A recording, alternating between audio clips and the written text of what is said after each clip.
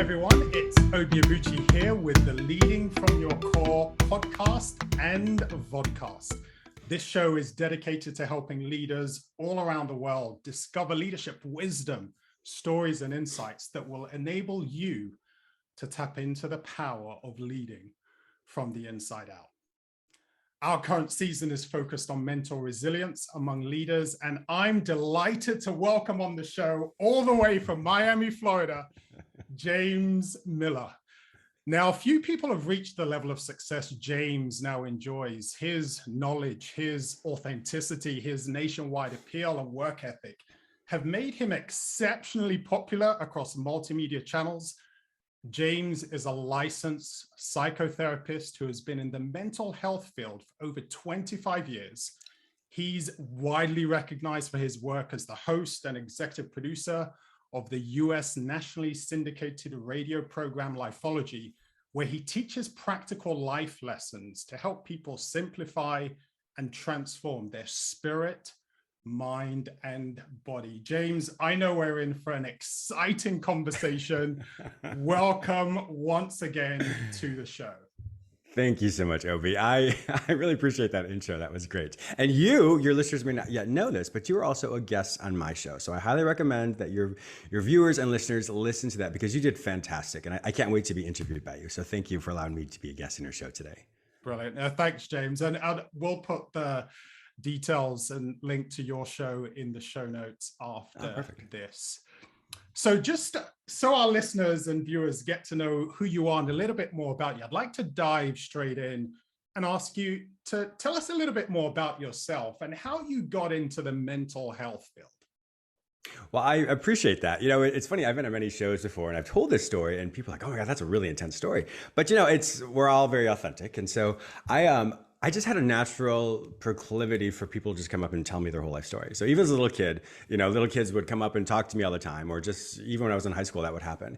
But I struggled with depression when I was a kid. And so when that happened, I actually ended up going into the hospital. And so I was in the hospital for about 3 days, and it was just before my 18th birthday. And I remember, Obi, and this is a really interesting part. I remember I was there and I was like, if I can do anything to help anybody, I'm going to do it. I'm a 17-year-old kid. What did I know? And so, but the funny thing is though, 4 years later, I went to university, and upon graduation, I was a psychiatric technician. And so I would go to the different units of all the different hospitals and all, just different locations where they needed me. And I remember I was tasked to go to this one hospital, and I went to that hospital. I was like, oh my gosh, this is crazy. And then I realized I was in the same unit, in the same room, where I made that vow 4 years prior to that to say, oh my gosh, I've actually achieved my goal. And I didn't even realize it was, I knew where I was going, but I didn't realize on what floor, what unit I was going to be on. And to have that awareness, I was like, wow, this is amazing. So I made that vow when I didn't really realize what I was doing. Sure. 4 years later, I did it. And all of a sudden I was like, wait a minute, maybe this is what I'm supposed to do. And so that's how everything kind of laid out for me in my future. And so from there, I went to, obviously graduate school, did so many things, used to be a professor at university, did all these things in the mental health, psychiatric world, or psychological world rather. And that's kind of how I started. So, and then I was also in TV films when I was younger. I did a lot of entertainment stuff. And so now, as I started Lifeology in 2015, I did the intersect where I have the psychological aspects, I have all the training when it comes to TV, radio, etc. And so then I put it all together to say, well, what does my brand look like? And so here we are today at 6 a.m. on my time in Miami, Florida. Bright-eyed and bushy-tailed. I know, right? Great filters on this thing. Brilliant. Oh, wow. Thanks for sharing that. And the personal element as well, because it's, there's a challenge, a difficulty. I appreciate your honesty about the depression that you went through. And it sounds like there's a theoretical element to the psychotherapy, but you understand personally what it's like to push through and achieve a breakthrough in your own mental health. So not only do you talk as an expert, but also just from someone who's experienced it. Exactly. And I appreciate you saying that because so many times, and I have so many amazing colleagues, and I don't understand every single thing that people go through, of course, because, I don't know what pregnancy feels like. There's so many things I don't know, but I do know from a theoretical approach, but I also know from a humanistic approach, in the sense of we all feel something. We all, whether it's considered a quote mental health disorder, whether it's just life angst, whatever it might be. But so we're all unified by our emotional experience. We all know what grief feels like. We all know what pain feels like. We all know what joy feels like. All of those emotions are the basic human rights that each person has. And so we can connect with the other person. So I may not know your life experience and I may not understand your life experience, but I understand the emotions that you experience. And so therefore we can all be unified. So I can see someone on my street and they'd be like, oh, I don't, who have my own preconceived ideas. But then when I see them in pain, my heart goes out to them because I'm like, I know exactly how you feel. I've been in pain before as well. So I think that's just something as all of us, whether leadership, whether it's whether we're in our family system of origin, whatever it might be, we can all connect that way. So sometimes when we allow our political affiliations and allow other divisiveness in the world to get in the way, we forget that we as a human, all humans, have that same emotional experience and we can connect in such a visceral way if we're just aware of that. Yeah, I love that. It reminds me, I wasn't planning to go here, but it reminds me of one of my favorite films, Independence Day. Oh, yes. And the reason I love Independence Day is because we often think about what are the things that separate us? What are the things that divide us? I'm black, I'm white, I'm green, I'm yellow, I'm from the north, I'm from the south, I'm from this country or that country. But Independence Day, we had a common enemy and we suddenly realized, you know what? Hey guys, we're all human. We're all human. And as you say, it's more than just, okay, we're physically human, but at an emotional level, we've all got the same emotions of pain, of grief, of worry, of sadness, wherever we are in the world, joy and all the like. So I love that. Great way to just ground ourselves as we dive further in. So I mentioned earlier on, the theme of this current season is mental resilience. And we're going to talk about this from a leadership perspective, leaders who have influence over others, but also just from leading oneself. And I'd like to start with just how do you define mental resilience? What does it mean to you? Mental resilience, I would focus more on the aspect of when life happens, because it happens to all of us, from the greatest thing to the most painful thing. How do you bounce back from it? Because I always teach that there's a first response and a second response. Our first response is our natural response. So, Obi, if I were to come up and startle you, you'd be like, ah, and then you realize it's me, and then you wouldn't be startled. But if I did that, and then you're still startled for the next hour, it doesn't make sense. So that's how it is when it comes to our first response and second response. The first response is always the reactive response, the emotional response, the defensive response, the protective response. And then the more quickly we can get to the secondary response of, now what do I do with this? That's where you'll find the mental resilience kicks in. So if we have some devastating news, very normal, very natural to have that first response. But the goal is then now, how do you get to the second response at your time, the appropriate time? Because we know there's an appropriate time for grief. And then once the grief is over, then what do we do with that? So mental resilience, kind of going back to what I was saying, is it's the ability to experience the first response, but then go into the aspect of, now what do I do with this? Because we can't change what happens in life. We wish we could. We wish we could defend ourselves. We wish we could do all these things. But when we can't, now we say, well, what do I do with this? How do I use this as a stepping stone instead of a stumbling block? Brilliant. Love that. And I love the distinction between the first and second response, because again, it helps normalize the reality that, hey, we'll all feel pressure, we'll all feel a certain amount of angst with things that we may experience. The last 18 months for a lot of people with the COVID pandemic and the pressure that has put on organizations, lots of first responses. How do you then move that into that second response of exactly? And I think a lot of times people do.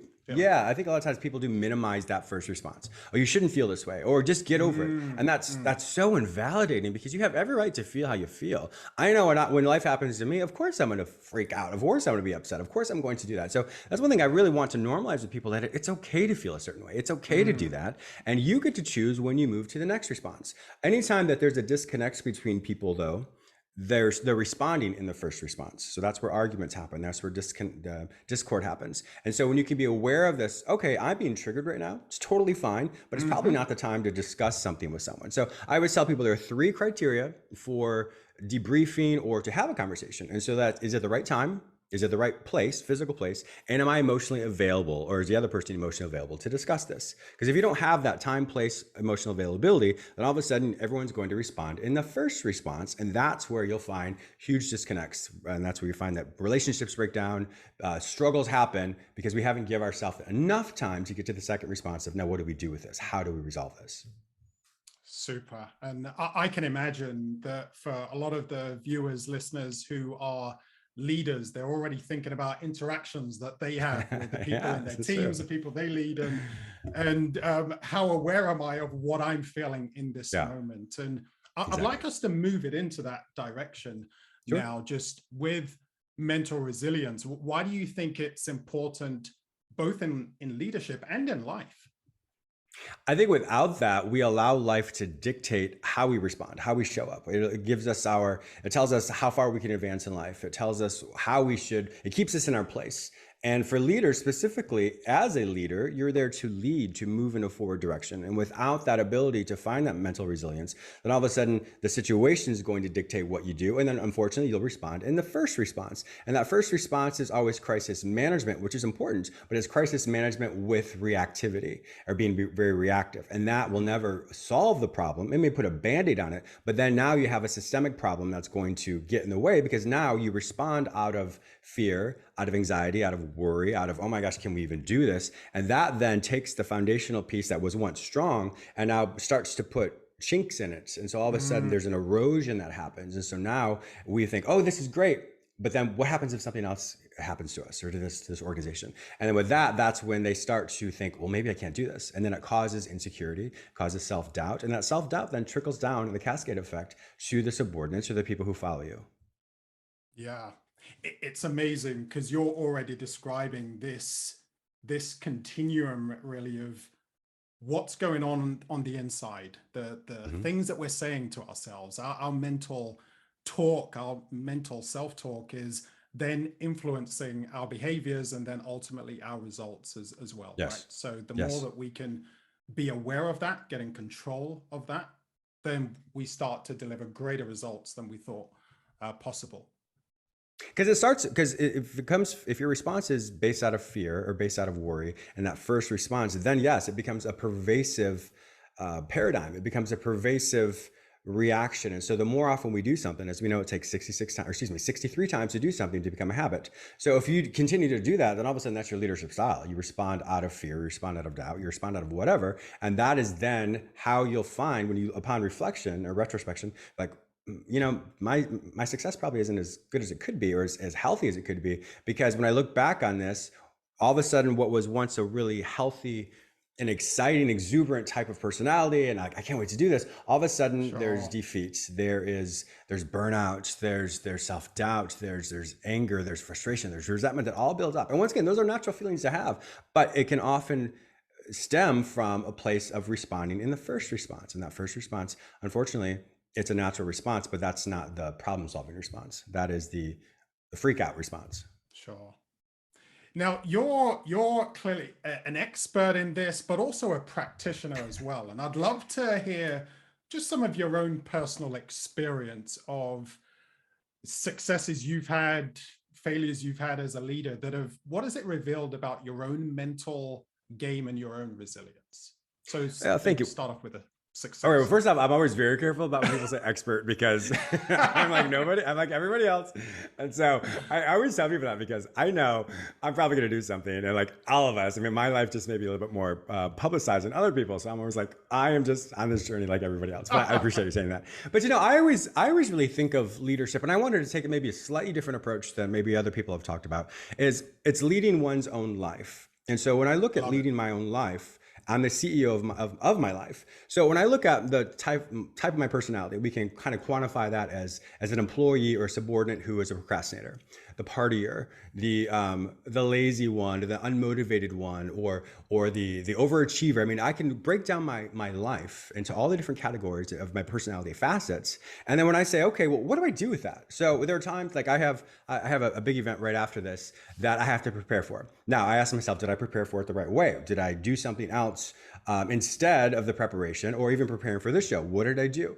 So when I look at the different facets of my life, I always think of it in that respect. Okay, well, we know that this time of day, this is how this person acts out. Or here I'm at the beach. You can't see it right now. I live on the ocean, so I want to be at the beach all the time. Is that okay? And so it's learning how to move the widgets of one's life and kind of think of them as a subordinate to how do I then lead myself in all those different wonderful aspects of my life to say, let me lead the procrastinating version of James. How would I lead him in a way that still shows honor, that still shows compassion, but also has maybe stronger boundaries?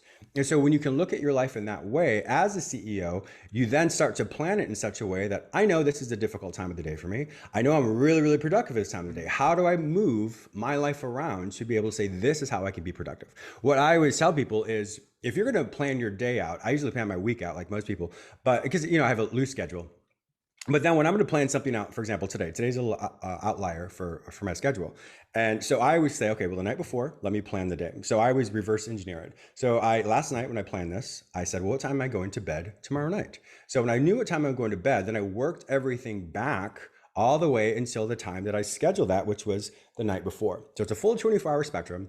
And to be able to really pull that out and look at that, what that schedule looks like, then I say, okay, this is when I know that perhaps the procrastinating James isn't going to do well. So let me move this other thing around for when the really uber productive version of James comes out. So it's learning how to know yourself and how to give yourself grace so that you always set your day up for success and for productivity, as opposed to setting your day up knowing, without this awareness, that you are going to inadvertently cause yourself to fail or struggle. Sure. And you said this a few times, and I really appreciate that story, the awareness. It's that is so key. The awareness of yourself, awareness of you at your best, you at your worst, and then being able to plan around that. And even though the focus there is, in a sense, self-leadership, I think that's so critical, because I often talk to leaders about the idea of putting your oxygen mask on first, right? You cannot give what you don't have. And so if you don't know how to be in tune with Obi Inc., James Inc., what am I like? What are some of the things that take my energy, that give me energy? When I'm in tune with that for myself, then I'm able to be in tune with that for other people. So I love that focus. And I'm sure that there'll be some people listening that'll even love your idea of just the reverse engineering and thinking, hey, I've got that to do. How do let's work backwards and make sure I can manage my energy in the build up to that. So that's, but I also reverse engineer a lot of things as well. So for example, if I have to talk to one of my staff, or if I have to talk to someone else, I always reverse engineer it. So on the other side of the conversation, how do I want to feel? What's the resolution I'm looking for? And so when I know what that looks like, then I reverse engineer it to the moment to say, well, if I want that to happen, how do I make sure I prepare myself and prepare what I'm going to discuss in a way that it gets me there? Because if I come from a place of being defensive or reactive in the first response, then all of a sudden I'm not going to achieve that. So when you can think on the other side of whatever it is you want to accomplish, then it's easier to reverse engineer it, because now you know, well, this step probably is going to move me away from the goal I want. So let me slightly pivot it. So now all of a sudden, okay, now I'm going the direction I want to go. So for example, if you and I had an argument, my goal would be, okay, I want the resolution. I want us to be amicable again. So all that is going to be, let me listen to Obi. I know that I would probably be in the first response, so let me not be in that first response. Let me hear what Obi has to say without being defensive, because we have different perspectives. And so it's different perspectives doesn't mean one's right or wrong. It just means it's different. So if I want to get to this other side, how do I make sure that my comportment, in other words, how I present myself, the words I use, the compassion I have, the empathy that I have, how do I make sure that's always there? And so when you can be mindful that in the moment, that is the prevalent thing that comes out. So therefore we can achieve the goal that I would like to achieve, which is obviously reconnection. Brilliant. And I love the visualization that goes into that as well. Just being able to imagine that conversation, that dialogue, and therefore when I'm in that situation, I'm more likely to bring the best of myself to that. Yes. Have you got an experience where it didn't go so well, a failure, a difficulty, something that went pretty pear-shaped, and that you had a look, reflected on what your mental game, what your resilience was like, and therefore how to tune it up? I've had well, I'm just like everybody else. I've quite a few mishaps where we get to practice again and again. I remember one time I obviously won't use any names, but I was talking to someone in my field, and their perception about working with a client and my perception of working with a client was completely different. And so we both responded in a way that was that we both felt were advocating for the client, but upon reflection, both realized, wow, our personal stuff just got in the way. Sure. My personal stuff of I'm the better therapist or she's the better therapist. I mean, silly things like, come on. I mean, but we can laugh about it now. But at the time, we were so adamant because we had different expertise. But to be aware of that sometimes well-intentioned people have other people's best interest in mind. So, for example, two leaders have the best interest in mind of whomever else they're leading. But if there's a disconnect or a clash there, often it's our own stuff that gets in the way. But it can be masked behind professionalism. It can be masked behind expertise. It can be masked behind so many different things. But when you really take a step back, it's like, how am I greater than this other person? This person has just as much insight as me, but what is coming up in me that says I have to overly protect this person? So, for example, a scale of 1 to 10. 10 is the most reactive or most expressive you can be. 1 is the least reactive.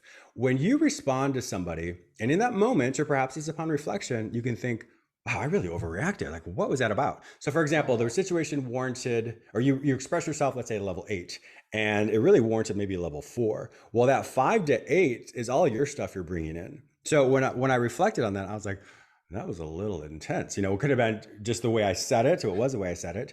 And then, but even though I may have been right, but my expression, that 5 to 8 and that scale was not part of the conversation. It was what I brought in. So it's why it's so important that anytime in the moment, if you feel a spike of emotion, that's your stuff you're bringing in. It's probably not part of the conversation. So I may have been thinking I was responding in the second response, but I brought in something from a previous first response that I hadn't yet worked through. And so when you bring those two things together, that's immediate discord.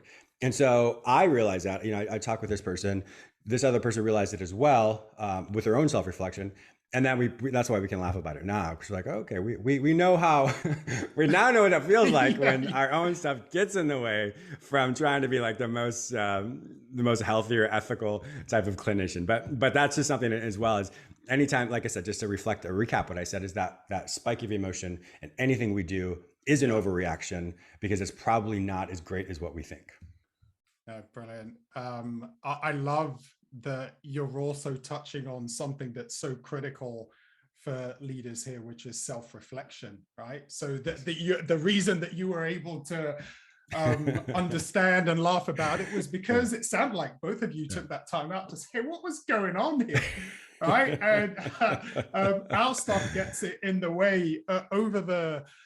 Over the Christmas holiday, I had something similar with one of my boys, actually. I found myself overreacting and I just thought, what's going on here? And I realized I ended up coming across this model on parenting styles from, quite four models: authoritarian, neglectful, permissive, and then authoritative. And it's all about how we balance love and that unconditional love and control. And I realized that I was projecting some of my own experiences growing up without a father on my boys. And it ended up being this beautiful conversation that my wife and I had with our boys about, we actually shared the parenting styles with them and said, where do you see mommy and daddy at the moment? And where would you like us to be? And I was able to revisit the earlier conversation with my older boy and said, hey, that was dad stuff going on there. That had nothing to do with you. But it's, it's just that opportunity for reflection and being clear about, hey, what's going on for me? And this is my stuff, not the others. And leaders have this all the time as well. Just that leaders can be authoritarian, command and control, and they've got pressures, they've got things to do.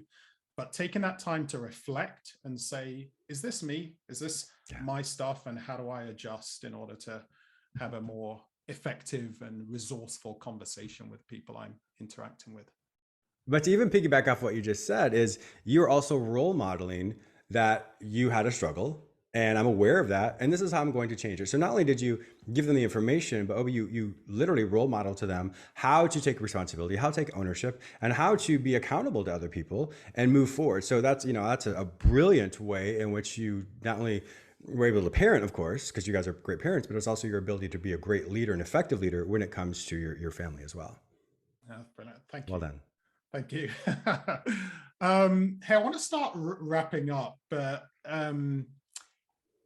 over the years, and I'm sure you've experienced this as well, just through the leaders that I've coached and trained, I've discovered this truth that when life squeezes you and the pressure is on, what you're like on the inside will come out. It's like, you squeeze an orange, whatever it's, what's on the inside will come out. And just from your experience, how can leaders make sure that what they're like on the inside is as resilient, is as healthy as possible, so that they're able to be as productive and impactful as they desire to be?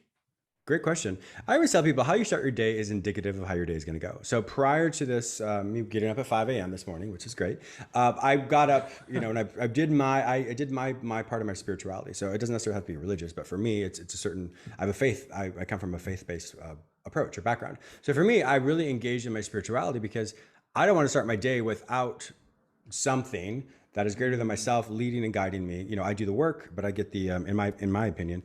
I do the work, but I get inspiration through life around me. And so it's important to make sure that whatever your version of spirituality, once again, it doesn't have to be religious, something that you do can really help you, because without that, you're going to be top heavy. We've all been to the gym before, and we've seen those bodybuilders who have really big upper bodies and little scrawny legs. And you're like, that doesn't make sense. So it's the same type of thing when it comes to our day. If you're not fully engaged in all aspects of your personality, all aspects of self, then you're going to be top heavy. So my intellect may be, really working hard right now, smoke coming out of my ears as I'm talking to you. But if my spirituality isn't there, when life happens to me, well, what am I going to do? So to answer your question, the more you can implement these things every single day, it kind of burns off the excess energy. So when something does happen, and it will happen, I'm not bringing all the previous things from the day before, from the week before, because I'm like, it's too much.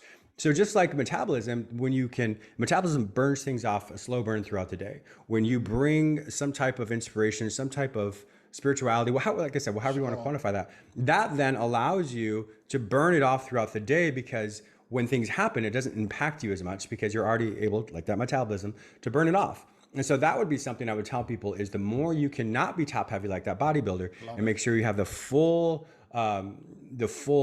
holistic approach in your life, you'll find that when life happens, and once again, it will happen, it doesn't affect you the way it did before. So how you start your day is indicative of how your day is going to go. How you end your day is also how you're going to sleep, because as we know, just before you fall asleep, the theta brainwaves kick in. Whatever you think about just before you go into unconsciousness, or non-consciousness rather, all of a sudden that becomes what you think about. And what you think about then determines how you are when you wake up. So it's all very cyclical, but it all starts with when you can add more things in your life that feed you, that feed that resilience within you, you'll find that when life happens, what comes out is not going to be something that we have to go to a therapy for and talk to someone like me. I'm just kidding. Two incredible tips, right? Just how you start your day. And this just goes back to what you're about, right? Helping people simplify and transform their spirit, their mind and body. So just thinking whatever your beliefs are, experience, how do you make sure that you are feeding in a healthy way your spirit at the start of the day? And it's also, it feels like it's a way of resetting, isn't it? It's just resetting, just grounding myself in the best of myself, my truest self. And then also at the end of the day, just kind of letting things go and saying, hey, I'm going to restart for the next day at my absolute best. So, and when you focus on that, that's really a really cool thing, is because when people are hypnotized, and I mean like with true clinical hypnotherapy, not the things you see on TV, but when people are truly hypnotized, they're actually in that theta brainwave state. And so when just before you fall asleep, your brain automatically does that. So you can learn to I don't say hypnotize yourself, but you can learn to influence yourself based on what you think. So if you have a big goal, if you have, like, for example, last night I went to bed thinking about this show. thinking, okay, well, how am I going to be on the other side of it? Kind of we talked about before. So if I Sure. can see myself once I hit goodbye, see how I feel great about it. When I slept, my non-conscious mind worked through that. So all of a sudden when I woke up, I was refreshed and I was prepared for it, because your mind then works through it. So it almost like puts the building blocks that you need in place. And so therefore when I woke up, did my spirituality, boom, I'm ready to go. So that's always a wonderful thing. Anytime you fall asleep, think of the goal you want to accomplish on the other side of it, and your non-conscious mind starts to build that within your sleep patterns, which then allows you to then all of a sudden wake up with another version, a healthier version of self. Love it. Love it. I've been doing so much recently on visioneering, imagineering, and what you've said there, because some people do stop at the goal. Here's a goal I have, but you're saying see yourself on the other side. Not Yes. see yourself, actually see yourself, embody that, hey, I've achieved it, we've done it, it's a great conversation. How am I feeling? What am I thinking? Yes. What am I saying to myself? How am I high-fiving myself? And you're able to embody something, and your subconscious ends up putting you into an incredible state.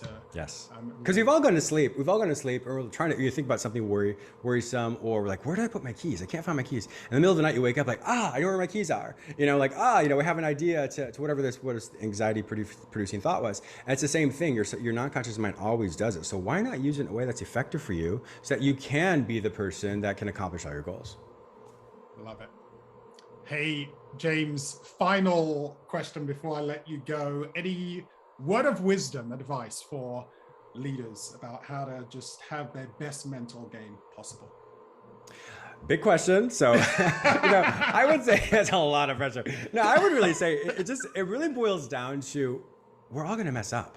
And when you can recognize that you're going to mess up, it's okay to mess up. The difference is if you try and cover it up, or don't take responsibility, or don't teach people that, I screwed up. This was not my best moment. Will you please forgive me? Because without that, just like you did with your boys, people are going to remember that. And if you don't take responsibility, well, then what are you really teaching them? Why are they going to want to follow you? Because if you blame other people or sweep it under the rug, unfortunately, that you're leading them, but to where are you leading them? So when you can take responsibility and ownership to say, I am working on this just like you are.